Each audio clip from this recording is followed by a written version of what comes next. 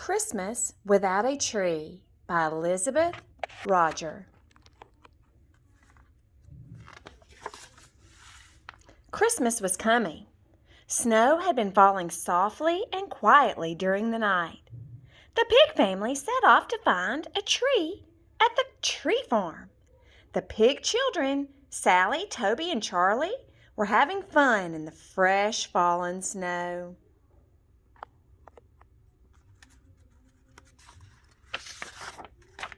At the farm, the pigs found short trees, tall trees, thin trees, and thick trees, but none was quite right. Then Charlie, the youngest pig, found a perfect little tree, fat and bushy and round. Father chopped it down with his axe. Charlie put his nose to the tree and sniffed the wonderful pine smell. It was the smell of Christmas. On their way home, the pig family came upon Grumpy Gramps Badger shoveling a path through the snow. "Hello, Mr. Badger! Look at our perfect tree!" Charlie was proud of his find. "What's so perfect about a tree?" grumbled Grumpy Gramps, not even lifting his head. Without another word, Grumpy Gramps shuffled slowly down the path into his quiet house. No wreath was hanging on his door. No Christmas tree sparkled in his window. Christmas wasn't coming to the house of Grumpy Gramps. How very sad, thought Charlie. At home, Father Pig cut branches from the bottom of the little tree. Now it would fit easily into the tree stand. Mother Pig used some of the branches to make a wreath. As Charlie watched Mother, he thought of Grumpy Gramps. Christmas wouldn't come to Grumpy Gramps if he didn't have a wreath.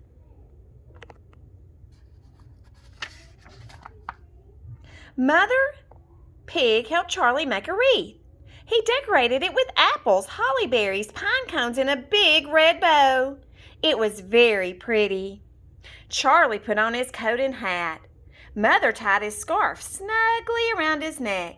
Then he set off to take the wreath to Grumpy Gramps. Charlie was scared when he reached the house of Grumpy Gramps. No light shone in the window. All was dark and quiet. Slowly, quietly, he crept along the path on tiptoes. He was sure the door would fly open and Grumpy Gramps would be standing there. But nothing happened. Charlie put the wreath on the step and rushed away. When Charlie came home, he found Mother Pig ready to take the little pigs sledding. The big sled carried them quickly down the hill. They didn't mind when the sled tipped over. They squealed with delight as they rolled in the soft fallen snow. On the way home, they passed the house of Grumpy Gramps. Charlie's wreath was hanging on the door. Charlie was happy. Now Christmas might come to Grumpy Gramps. A wonderful smell of baking greeted Mother and the pig children when they got home. Father had been busy making delicious Christmas treats. He set some aside for the children to nibble because sledding makes the little pigs very hungry. Then Father fetched a box of decorations from the attic. The pig children hung brightly colored balls, stars, glittering ornaments, and garland of silvery tinsel on their tree. They even hung yummy candy canes. Charlie thought of Grumpy Gramps. Christmas without a tree. Oh, how would Christmas come to Grumpy Gramps if he didn't have a tree? Charlie found a branch that had been cut from the tree. He stuffed it in a flower pot and decorated it. It wasn't a whole tree, but it did look nice. Grumpy Gramps needs some goodies too, thought Charlie. Mother helped him fill a box with gingerbread elves and cookies covered with red and green sugar, nut bread, candies, and all sorts of treats. But how could Charlie get the tree and the box of goodies to Grumpy Gramps? He was too small to pull the big sled. Charlie had an idea. All was quiet and dark at the house of Grumpy Gramps. Charlie wasn't scared this time. He pulled his little sled up the path and left the tree and the box of goodies on the step. Now Charlie was very sure Christmas would come to Grumpy Gramps.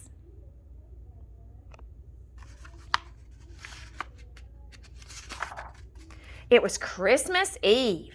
Carolers came to sing to the pig family. Mother gave them steaming cups of hot chocolate. Charlie offered them cookies.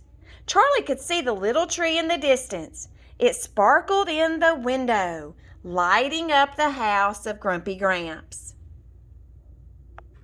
Sally, Toby, and Charlie hung their stockings. Then they put out a glass of milk and a plate of cookies for Santa. All was ready. Snuggled under his blanket, Charlie lay awake listening for the sounds of Christmas.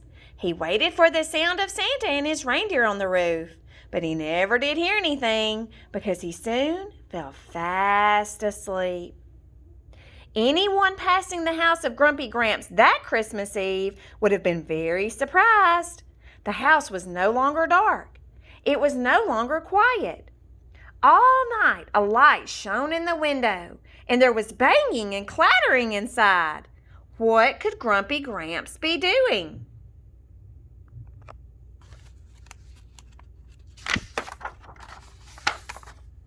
Then it was morning. Sally, Toby, and Charlie jumped out of bed and raced to see what Christmas had brought. Oh my, what a sight! There were presents for everyone heaped around the tree. Wrapping paper was ripped quickly from boxes and packages. In the midst of the excitement, the pigs heard a loud knock. Father went to the door, and there stood Santa. Oh, said Santa. I've been told that a very kind little pig named Charlie lives here. I have a special present for Charlie. Santa reached in his bag and brought out a beautiful little sled. It was the perfect size for Charlie. Then, with a cheery, "Oh, ho, ho, ho, have a Merry Christmas," Santa went on his way.